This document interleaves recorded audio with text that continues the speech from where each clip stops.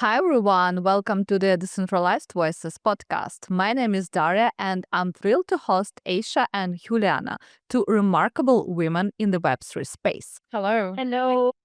Having us. Aixa leads the ecosystem at Sophon and is well known for her hot takes and sharp insights. Juliana, also known as Bachi, leads the brand and community at Rootstock and is my favorite ambassador for Argentina on crypto Twitter. This episode introduces a new format on the Decentralized Voices podcast in which Aixa, Juliana, and I will debunk or confirm 10 most popular crypto marketing myth. Stay tuned for the entire episode and don't forget to like and share it with your friends who still believe in a tooth fairy and in product growth without marketing.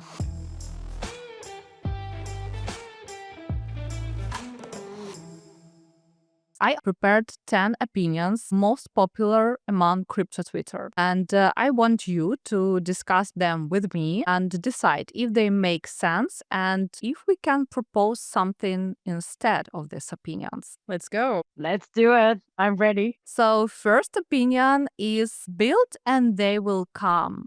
Aisha, what do you think? It's a myth. I'm really tired of people saying the product will market itself. Doesn't work like that. I even think that even like prescriptions, medications, everything has marketing. We need marketing for everything. If you don't do marketing, nobody's gonna know about it, and they're not gonna understand what you're doing. So that's a myth for sure. Woof. Bachi, what do you think? We started it hot. I think the same thing. It's a myth.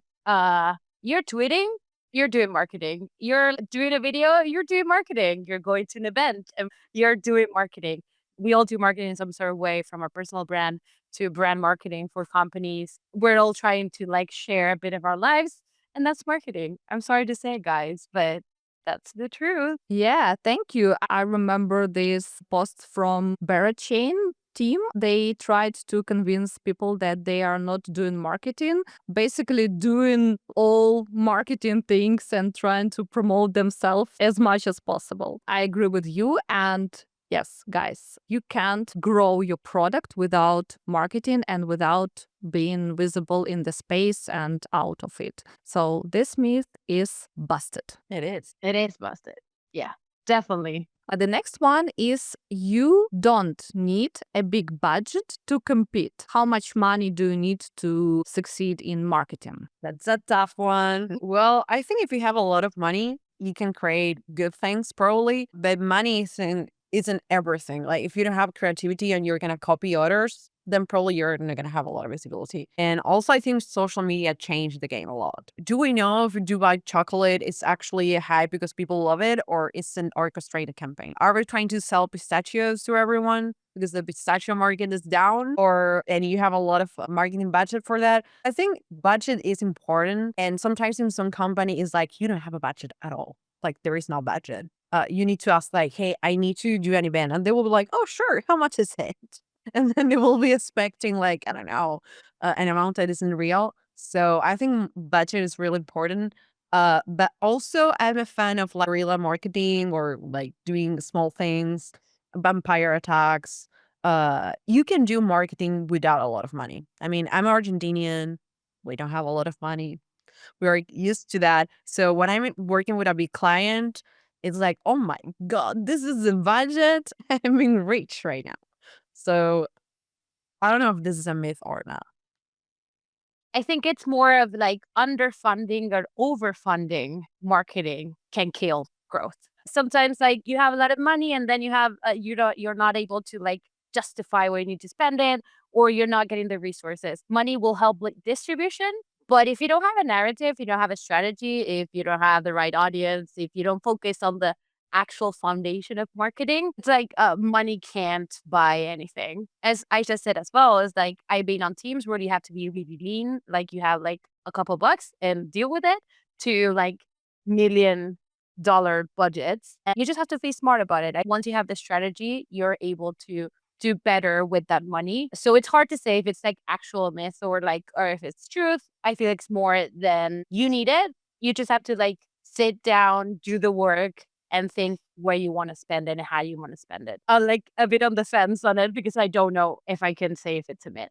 I think that it's also healthy to know how's the rational budget to expand. Because if you're like a crypto company, for example, and you have a lot of money and you can do crazy stuff, but is that sustainable in time? Are you actually making marketing that converts in whatever convert means for you? Is it revenue? Is it users? Is it partnerships? So if you're spending a lot of money that you are not gonna be, I mean, you're gonna burn it, you're not gonna be able to have it again in the short term, then you're not using the money in the right way. It very depends on the niche, because if you compete in, for example, a niche of crypto exchanges, they can't do without spending millions on advertising, paid campaigns, and other stuff. It's obvious that they can't grow and they can move without spendings. But if we talk about some small startup with some creative ideas, and if you have small budget, you can be creative and you can be very lean and interesting. I also remind myself this campaign that Aixa did in Cannes, in t-shirts among people, and making this quest. It was super cool. It was super creative. How much did you spend on this? Like few hundreds bucks? You will need to consider the price of the swag that I don't know. We rent a van. We have like few stickers for the van. And of course, the videographer that I think is part of the budget. And my presence was real expensive. Yeah, for sure. Besides that, I think it wasn't really expensive at all. Like, not way to compare it with a crypto event. No way. And I think that's the thing. Like, creators are making a lot of content, making big brands grow, and they don't spend much. Honestly, if you only have a phone, you can start great content. You don't even need a mic. So that's a good way. We can summarize that if you're creative, you can do great things without big budget or small budget. But if you don't have ideas, sorry, you don't have marketing, yeah, and you don't have growth. The next myth is tokens keep people engaged and airdrops create loyal users. So girls, what do you think about this? Tokens and airdrops honestly like buy a lot of attention. I don't think all of them buy loyalty or by kind of like or encourage or incentivize the thing. What it keeps people engaged is more on kind of like community value and product market fit, which is really hard on crypto. I'll say maybe just a rough number, but like 80% of the projects don't have, or 70% of the projects don't have product market fit. They're trying to find it. And that's totally fine. I understand tokens and I understand airdrops. I did them. I like been part of some of them. But honestly, I feel like it's great for kind of like one, incentivizing and giving back to your community, the ones that are truly there from the beginning. But I don't think that that saying will like be everyone will pay attention to me. I think Million did a lot of work pre-launching a token with the community. And I think that was the kind of like the right way to do it. Of like, okay, first building the community, building the storyline, building the brand, and then bring in the token and to like, okay, now this kind of like confirms or incentivize a bit more to people staying there. But I've seen like airdrops and yeah, being like handled to like people with Discord roles. I don't think that's it. Like you shouldn't give them to anyone. I feel like it should be, we should work more towards airdrops to like truly give it to the people who are truly doing something. For example, the Boundless one that happened yesterday, I think, or this early this week. I think that was pretty good. All the airdrops have like little things, but yeah, that's sorry, my really long answer. Now you, Aixa, that you put me in the spot. Let me start. Oh, of course, I love getting airdrops. Someone wants to send me one, I will leave my wallet here. But I don't think they're a good marketing strategy. Why? Well, first, as Bachi said, you're buying attention. And that's fade. It's gonna fade after TTE. People's gonna sell the airdrop the minute they got it. They're gonna be present somehow. I know for a fact some people getting a 20K airdrop, not even knowing how they did it. Like, oh, I don't know. I yap about that a few times. They don't even know about the project they're yapping about. Like, they're like going through the docs, some ChatGPT. I mean, I'm not saying everyone is doing this, but most of them, if you ask them, they don't know what the project is about. So imagine taking those 20K and paying to UGC creators. Like, if you want to fake it, like if you don't have a community and you need to fake it for some reason, like, I don't know, there is a BC asking you to do that or whatever, you can use that money in a better way and they will continue doing it. Because like 20K, it's a huge budget for a creator. So I think doesn't make any sense. Also, I think like the community thing, it's not working because this is how I see airdrops. So crypto has a lot of money to spend, but it's always the same users. So people is not really excited about a new product. People is not needing a new product that is the same that the previous ones. So how do you engage that people? There is the only amount of people that is paying attention to crypto. You pay insane amount of money. That's what you do. And then you have a lot of people posting like, I got this art or whatever. So that's a problem because think about Web2. When in your life would you offer K to a creator to yap 2 times about your products? Never. It makes no sense. Like, go and say that to a Web2 CEO and it's going to say, you're crazy. So we're paying a lot of money because we are talking to the same people over and over. It's getting higher, more difficult to call their attention. I totally agree with you both. We don't get any reward from, I don't know, shampoo brand or from microphones or from laptop for buying their product. So they don't pay us for using their products. We pay them because they produce good stuff. They produce good laptops, good microphones, good water, whatever. And we as a customers, as the users of their products, pay them for their work. And if the company pays others for being with them for a few months, like few weeks, few days, they pay them 5K or K, and it doesn't make any sense. Yeah, it doesn't create loyalty. It creates attention, it buys attention, but obviously it doesn't make any sense if we think about loyalty and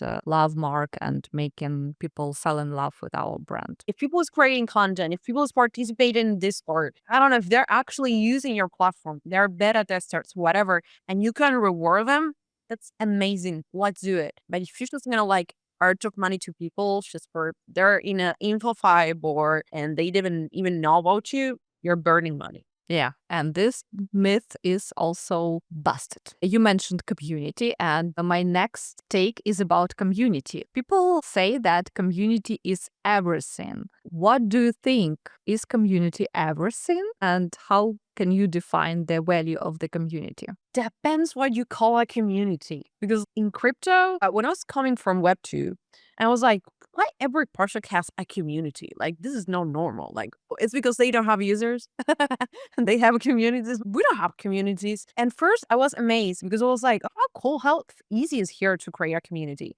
which is pretty cool because there is some phenomenons like Bachi penguins and any other NFTs are hype right now, Milady even. You create communities about like certain IP. That's super interesting. And I think you can use that for leverage as well. And also I think it's because crypto doesn't have like the identity layer. People doesn't have anything to identify with. What are you gonna identify with a L2, with a token?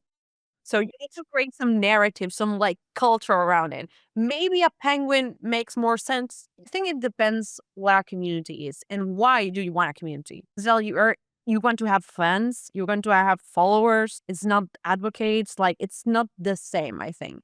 And also, is your community real? Is it like they actually care? I think that's the question before knowing. Or did you buy them during the airdrop process?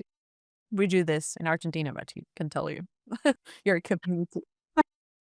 Yeah, I have a lot of thoughts. I have similar thoughts to Asia, but at the same time, being on B2B SaaS before coming to Web3 and crypto, there's a sense of community. It comes from video gaming and comes from also from developers. I used to work in cybersecurity and identity management, which is like not a fun or like an engaging thing to do, but you had to build community for them. It didn't make it like a cult or something, but it was like community, like they get the extra thing. Kind of like, okay, you have a better access to something, you have a refund or like, I don't know, discount for something. It was different.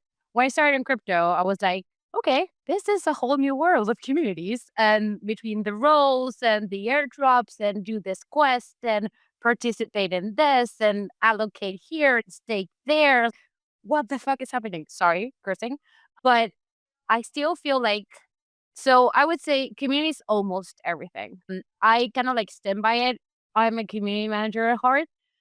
So I know the community can drive a lot. And I feel like, for example, you brought it, Bachi Penguins. It was meant for community and run by the community and led by the community. And I feel like as we grow, most of the projects are taking the high road on that and trying to like buy them with to kind of like fake this community instead of like actually put in the work. I feel like some projects are doing a great thing. For example, in Rootstock, we were the first Bitcoin sidechain back in 2018. That's like a really long time. There was nothing like we know here today in crypto. And yeah, we like struggled like last year with a lot of like new communities. But we like saw at the end of the day, our true community, like our like short, like small communities still here, still believing in us. And we still reward them. We still give them back with many, many things. And we saw that the rest of like the L2s were but Bitcoin, yeah, it's not enough to just to buy them. You need to build a true community inside that believes in what you believe.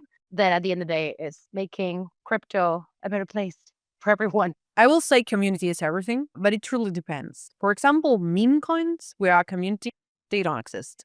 Like for meme coins, it's everything you need. But I don't know.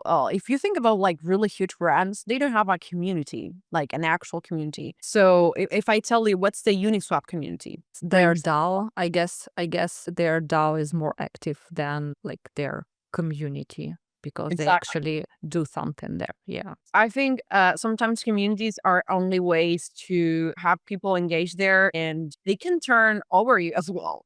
So there is a risk in having a community.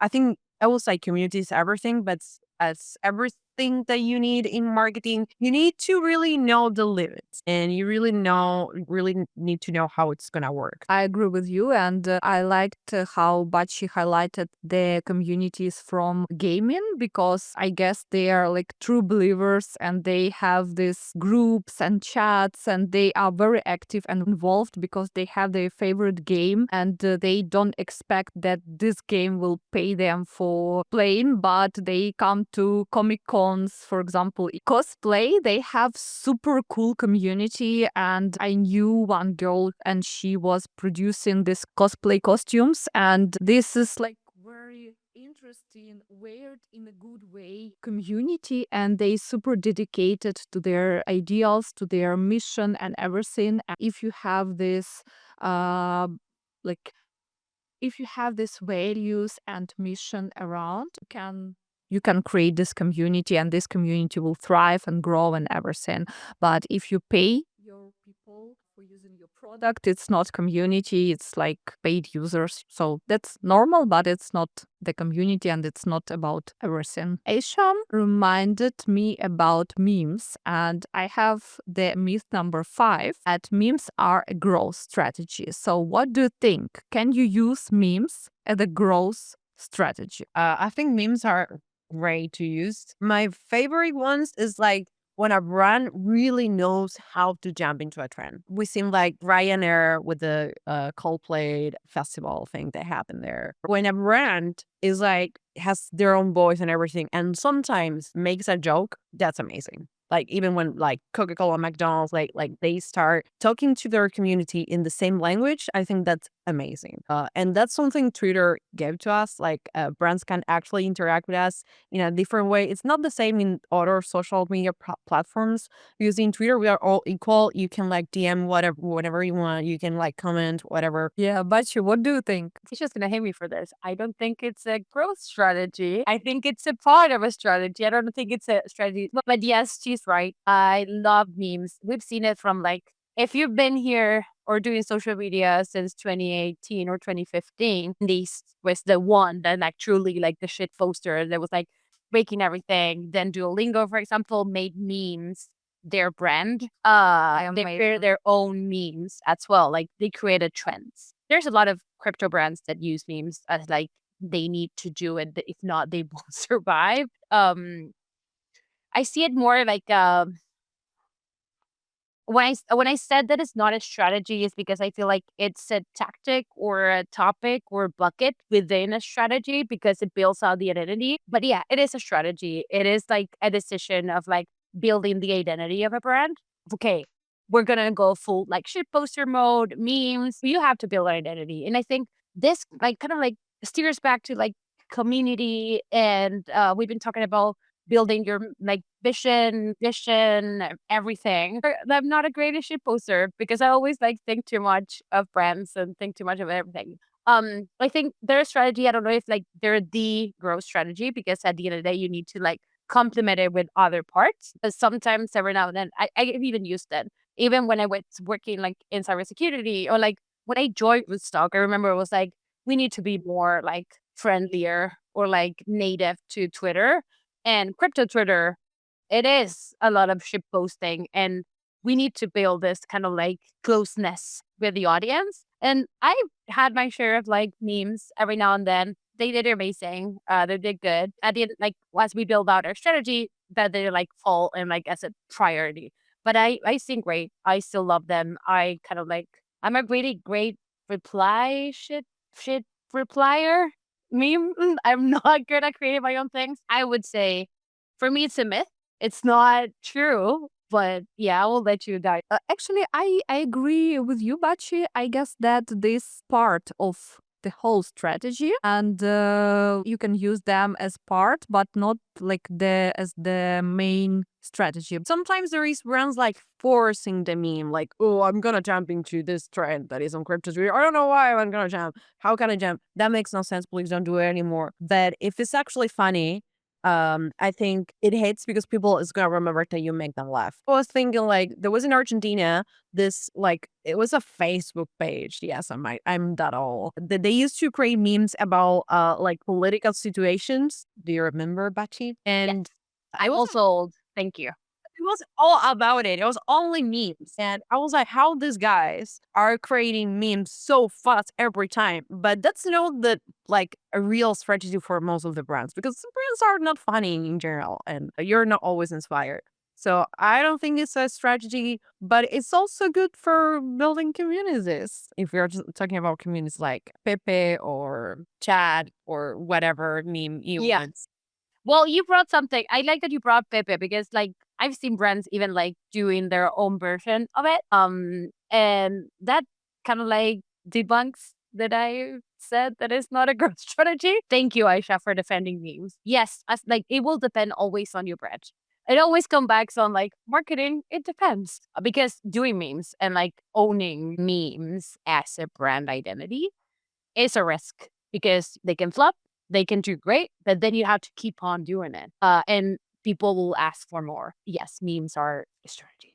God bless the memes. Yeah, that's confirmed. So the ethics opinion is that personal brand equals number of followers. More followers means that you have stronger personal brand. What do you think? Bachi, let's start from you. Reach or followers doesn't mean reputation and doesn't mean brand. I'm going to start with that. You can have thousands. You can have more thousands of followers, and at the end of the day, it's all bots. Today, we've seen also like a lot of people building their personal brand, but a true personal brand is what people say about you when you're not talking or you're not posting. People, they're like mentioning you in places, they're inviting you to things. It's really tight today with hiring. Uh, and like you don't need a personal brand to become someone in crypto and Web2, whatever you want to do.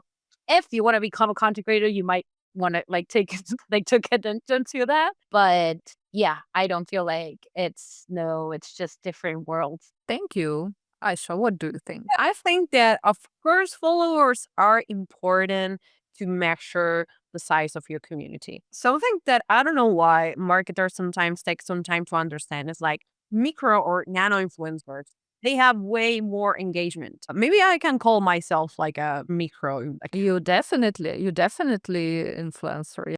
first time I'm calling me like myself like that. I think that if I'm a brand or I'm a brand trying to hire someone or trying to work with a creator, I want to see their engagement. First, because it's like not something you can fake. I mean, you can fake it, of course, you can build your account, whatever, but it's pretty obvious. But the engagement, it's actually what it's people are gonna tell what you said, because at the end, when you're hiring someone to talk about your brand, You want people that will listen. Like if I tell you, buy this token, you're going to do it. If I tell you, try this product, you're going to do it. That's what brands want. So is the amount of followers? Of course not. I found out some time ago that there was some campaigns that were airdrop you followers. I didn't even know this existed, but I asked a friend. I was like, hey, you have a lot of followers, but you have no engagement. What happened? And he was like, oh, I got a follower airdrop. And I was like, what?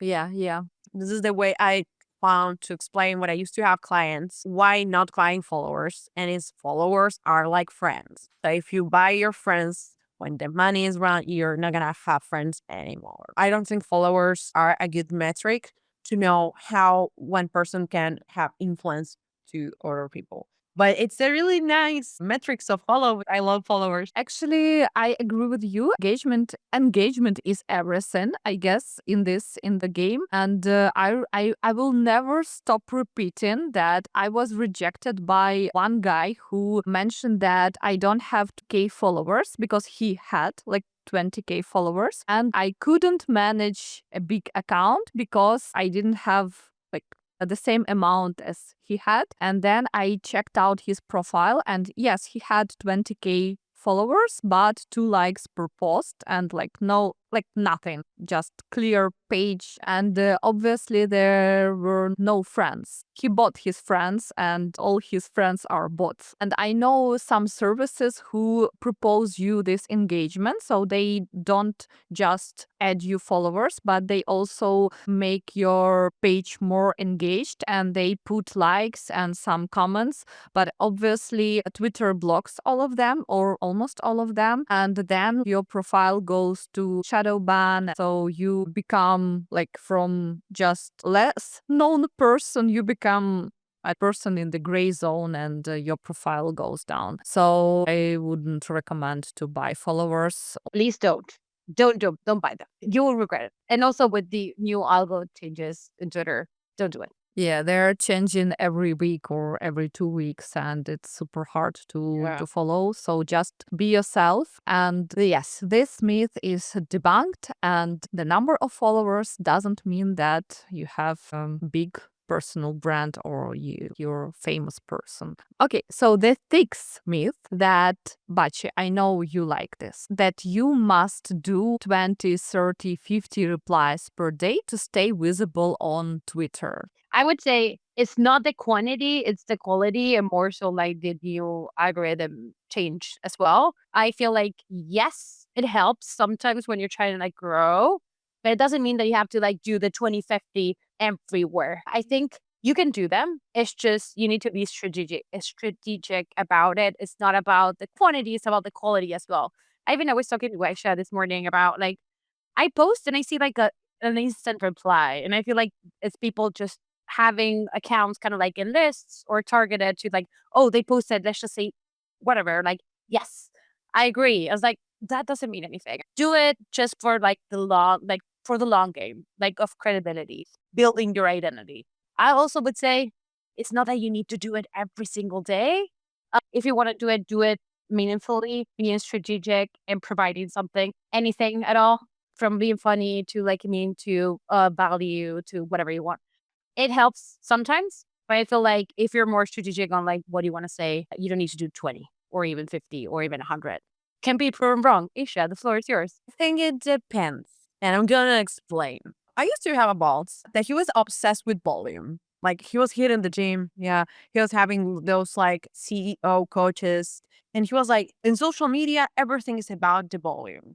And it was like, no, dude, it's not like that. But I was forced to create a lot of volume for a lot of channels during all the time I work in that company. So I tested actually if volume works. And I'm gonna say, no, doesn't work. But for Twitter, it's a different game, and I'm gonna explain to you why. So, and this is I'm gonna reveal one of my tricks. So the reply guy strategy, it may work if you do it well. Like there is a lot of people that it's annoying. They're going to respond to you. You know, they didn't even read what they're responding to. Every time you tweet good morning DM, people's going to come and say DM. So they are automated, but depends on your metrics and why you want those metrics to exist. For example, I'm trying to be monetized. And for that, I need a lot of impressions. And of course, I can create bangers every day. But sometimes I can't. Sometimes it's like I'm not hitting the mark. So how do I get like a good amount of impressions all time? So if you go and reply to huge accounts like 1 million followers and you are really fast replying to those accounts, even an emoji, you're gonna have a lot of impressions. And I need that metric. Ellen will pay me for being there tweeting every day. So it truly depends what's your goal. So what I will do, it's replying 50 times a day if you want, if you have the time, or if you want someone that's going to do it for you. Because a lot of big brands, and this is very obvious to say, but a lot of brands that you talk with, they're ghostwriters. I was so dumb one time. I was in a conference and I say to a guy like, hey, how are you? You interact with my posts. Happy to meet you in person. And he feels like, let's go, writer. I don't know you. And I was like, okay. Thank you. Nice to meet you. Nice meeting you. Anyway, I think it's that if you want to start to have your own community, you should go and reply every day to people that you want to interact with and start making friends. It's not only interacting. It's like actually if you resonate with what they're saying, it's just making something that is natural for you. It's like, this is funny. I'm gonna respond LOL at least. Or I like this. I agree with this. You can reply that. It takes 5 minutes, makes the creator really happy, an actual connection. So I will think, yeah, reply those times a day is good as an exercise, but what for? Like, what's your goal? Is making friends? Okay, then go and reply to the same people. You want impressions, so Ella will pay you. Go and reply to everyone. Every drop counts. So I think depends on your metrics and your goals. Yeah, thank you. So, to summarize your answers, I can say that you don't need to say GM 50 times per day to different accounts, but you can leave meaningful comments and you can be visible, making friends at the same time and being active with the people you actually like. And okay, so the next one. If you have a job, you can't be good at shitposting. Kiss me. Well, Can I please. start? Yes. So I'm gonna reveal something about my personal life. I used to have a job and I was called out a few times for shitposting. So How it was? I don't know if I want to like go dive into the details, but I know this happens to a lot of people that you're being called out for like, okay, you're not being serious or you're flirting on the timeline, that doesn't look good, or you are being aggressive or whatever. So that people doesn't understand the lore of the internet. And crypto has a lot of internet culture, which is what I love because I was one of the first people in actually like all my families and friends when I was a kid to have internet. So I was raised at the computer. So I love internet culture. And I think ship posting is about that. And if a brand doesn't understand that that's your core, that's your creativity going there, they don't deserve you. So that's what I think. I think there is a limit between shit posting and having a job. There are things you cannot say for sure, but those are not related to shit posting. It's more like being aware of what your brand is doing and not trying to hurt it. I think that's the thing. And of course, that's going to limit your creativity, but it's the same when you work with imagine you're an influencer and you're working with different brands. If you offend someone of those brands, they're going to start like no wanting you. Actually, this happened in Argentina. There was influencer that a lot of people were saying that she was a smelling butt and she was having a partnership with Karen Herrera and they fired her because everyone was saying she was a smelling bad. I don't know if she smells bad or not. But that's what I mean. Like, is this hurting your brand? Like people saying that is hurting the brand? Of course it is in that case.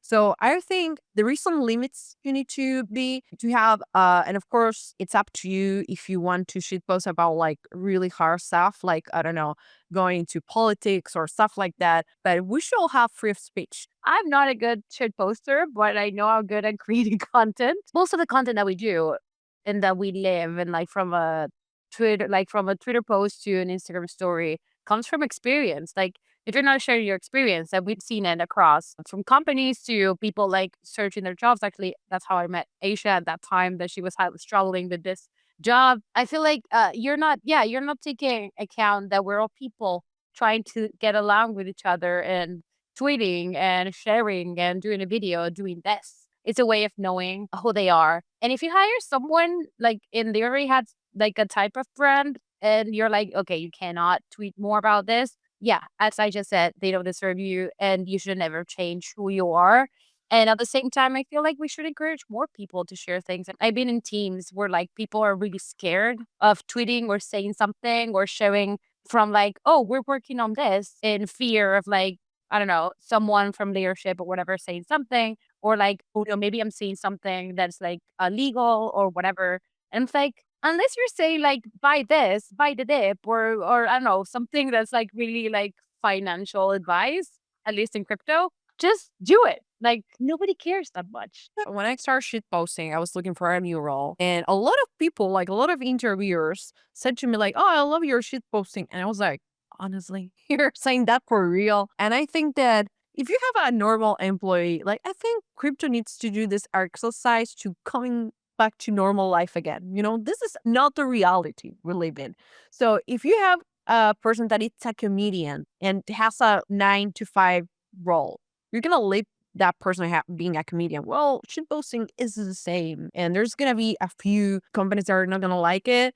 But if they don't like it, and this is if you're shitposting as well, because if you're cringe, that's a different game. We just debunked that myth that if you have a job, you can't be good at shitposting. So basically, you can be great at shitposting and you can be like amazing shitposter and the best asset for your company. Okay, we have 2 left.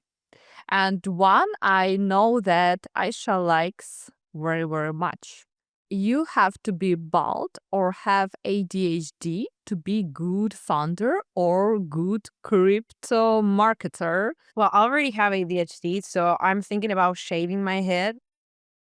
When I was just considering it. I think this is kind of real, right? I mean, look at this. They all are bald and have ADHD. Is this like the consequence or this is the reason? Yeah, I'm trying to make a thesis here, you know? Like, are people like exposed to chicken more or egg. dopamine? Yeah. A lot of dopamine, like our attention spans are really short and we are also stressed. So we're losing our hair. So maybe it's the consequence. It's like proof that you're committed to the project. And I know Bachi has a strong opinions about this. I spent too much money on my hair. I can't be bald, but I'm a great marketer. Yeah, it's the whole conversation. I feel like it's kind of what we talked about, the hype and the trends and the memes.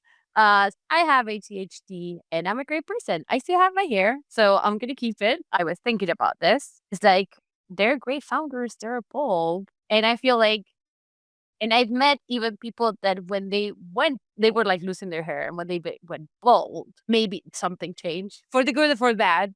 But yeah, we have great founders. They're there. I don't think we need to shave our heads. Please don't do it. Aisha, you also spend a lot of money in our head. Don't do it. Or maybe like you will save a lot of money. But yeah, I feel like it's just crypto loving archetypes and stereotypes. And in reality, it's more like we're just trying to do our best, bold or not, GAG or not. I discussed this question with my husband and he had the same opinion as Aisha had, that if you stress enough to lose your hair, probably you're a great founder and great marketers. That's how it works. If the founder has hair, the project may be too early. I'm gonna shave my head. Just You know how much time I spend like brushing my hair, like drying it every day. guys, I'm gonna look like a big baby if I shave my hair. So no, it's not a good look for me. I'm sorry. I'm gonna still brush it or put it in a bun or whatever. Yeah, I'm sorry. I'm not gonna go bald.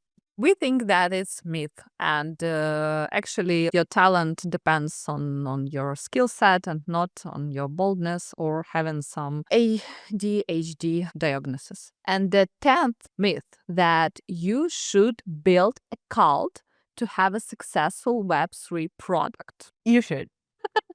You should. You should. Yeah, I should? Who should? everyone should. If you want to succeed in crypto, you need to have a cult. Miladies are a cult. Penguins a cult. And actually, In crypto, we love changing the names of things. It's not a cult, it's a love brand. What's a love brand? It's a brand that people love so much, they identify with the brand in an emotional way, and they try to sell it to everyone. You know, like when you love a product, you're gonna go to your friends, it's amazing, it's the best brand, I love it, look how cool it is, and you're gonna engage and you feel like a connection with that brand. And that's creating a cult. If you put money into the cult, it may be illegal. That happening, you may end up in a documentary Netflix. Building a cult thing is like what in crypto we're trying to say, building a brand that people loves and people identifies with that. This is an industry that was built about tech, and I'm sure that a lot of devs are not friends with marketers, so they started all the companies without any marketing. So brands are horrible, boring, they don't look good, they don't have cool aesthetics. So when you start having that like lifestyle culture layer, we were creating culture for crypto, and also like being anon for so much time. I started like having NFTs as an identity and that kind of things. But now we need to attach that into brands. So I think a creating cult is actually connecting with a bigger vision, like making people believe, or actually, if it is actually, that they are being part of something bigger. Because that we want as a humans beings. Like humans, we're still alive because of illusions, because of the future, because of what we can build. Coca-Cola is the best example. They own all the market. They have any problem with selling the product. There is a lot of people that is addicted actually to the products, and they're still doing marketing, and they're still being a love brand. Even like merch and stuff. You go to H&M and you have a Coca-Cola t-shirt, and people will buy it and do advertising for free. Thank you. Bachi, what do you think? I would say it's culture, kind of like what Aisha said. You're building a culture. She kind of like stole my thoughts on like Nike and everything, but it comes to that. It's emotion. It's being related to something, feeling close to something, feeling like, hey, this brand feels close to me, or it makes me part of something bigger, or it makes me feel welcome. It comes from like Nike to, I don't know. I'm talking about what's the name of the Kim Kardashian's clothing brand? Stem? Skins. Same thing. She appeared because she's a big name. Well, all the Kardashians are brands, but all the drops get sold out because it makes you be part of something. The Apple, the iPhone. Every time there's a new iPhone, they get sold out. Also, curious how they don't foresee the getting sold out. Anyways, another conversation. But I feel like it comes to that, just emotions, closeness, being related, and that all comes to foundation. Like understanding who you are as a brand. If you were a person, what describes you? What's your tone? What's your voice? What you strive for? You can't be a good brand for everyone because that you're not going to get anywhere. It's just like, okay, find your niche first, start small, or like define one audience that will like drive everything. I was used to work in cybersecurity. Everyone's like, everything's like, no, cybersecurity is really serious. And this is like really actual stuff. And I was like, yeah, but developers are not. And it's not something that is a nice to have. Sorry, it's not something that they must have. It's a nice to have on their skill set. So how can we make cybersecurity fun? And that was when we like, okay, do memes, do things that they feel close to. And that's how we build a culture around the brand that I used to work with. You need to build a culture around your brand. And as I just said, like build this love brand kind of perspective. In coins, creating culture out of nowhere, and they're even monetizing it. So it's pretty interesting to see. Like they are creating a community and a whole like way of being around that. If I like mention a meme coin right now, you're gonna picture what type of person is buying that meme coin. Yeah, definitely. By the way, what meme coins are the most successful, in your opinion, in terms of brand awareness and mindshare love from the community? Probably It's the first one that broke kind of like through the noise and made an impact, and that allowed the rest of the meme goes like, we can do this. Yeah, I'm not a meme coin person. I would choose Doji. Yeah, I also thought about them. Fartcoin has a big community. It's That's pretty true. interesting, like everything how it's stored and everything is pretty cool. But yeah, no, in terms of IP, I think Pepe probably is the best one. I think it's different, like what they created and if the price is going up. It's two different situations. Yeah. For sure. I have to add that a religion, Christianity, Buddhism, all these types of religions are the brands and they are the cults. They have their target audiences, brand attributes, artifacts. They attract people but divide humanity to different like sectors and different places, and that's why we can say that their brands, they build cultures around these cults. If you want to succeed in brand marketing and build strong product loved by community, you definitely should build a cult and culture. And Buddha is bold. So it's the IP of Buddhism saying, Oh my god, yes. We're not gonna get into that because I was like, it's the image someone created. It's marketing. it was just like little joke here, little joke there, my style. Yeah, okay. So thank you very much. It was lovely and great conversation. And I guess we debunked and confirmed everything that we wanted to debunk and confirm. I'm sure that our listeners will like it. Guys, leave your comments under this episode and follow Aixa, follow Bachi, follow me on X and other social platforms, and comment what myth you liked the most, and maybe you can propose some other myths to debunk, and we can do it in the next episode. This was really fun. I really enjoy it.